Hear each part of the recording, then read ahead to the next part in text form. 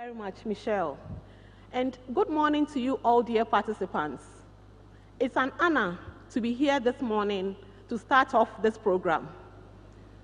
As you may all be aware, as you were preparing for this program and you had all the invitations and the supporting documents, I'm sure you saw that important aspects of the discussion today and tomorrow will be about rights. Yes, rights. Whose rights? What rights?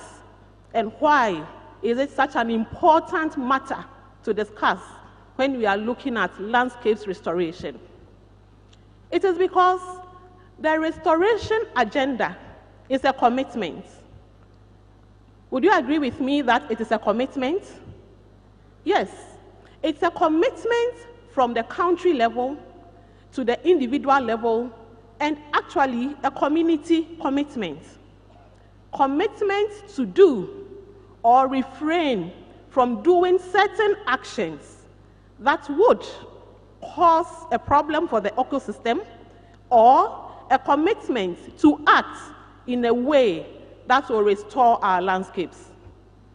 And therefore, dear participants, you would agree with me that if we did not give attention to rights, to define whose rights and what rights, we may be doing all that we need to do, but we will fail to have people act in the right way to give commitment to the agenda to restore our landscapes.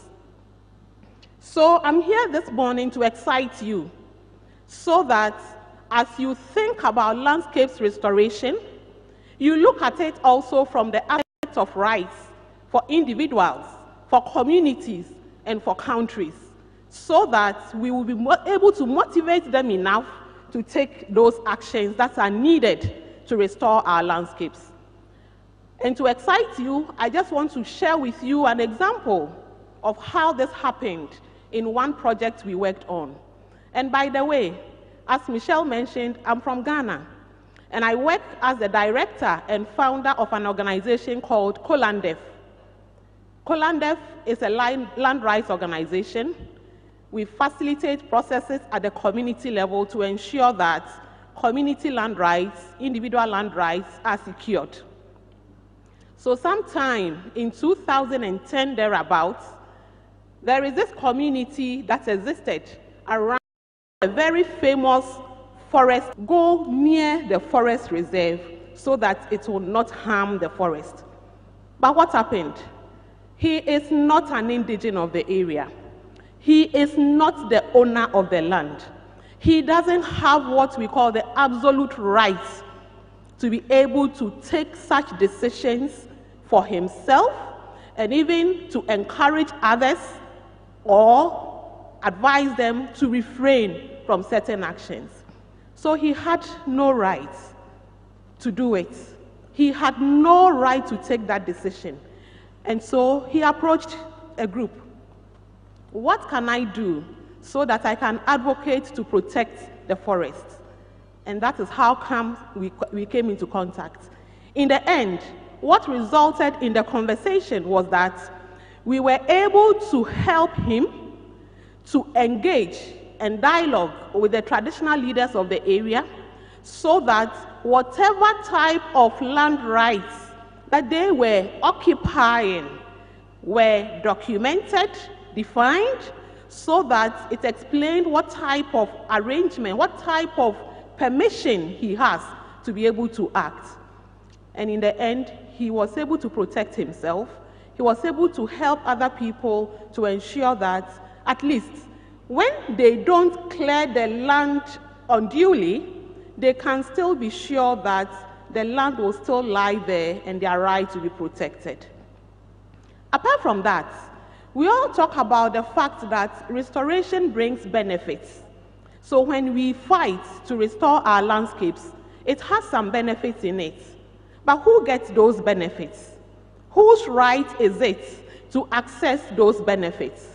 That is another important discussion, because in any case, if I am not going to be part of the benefits, would I be committed? Definitely not. And if I don't have any space within which this right I have, this right to access benefits, if there is no space to discuss it, to secure it, would I be able to commit myself to do it? Definitely not.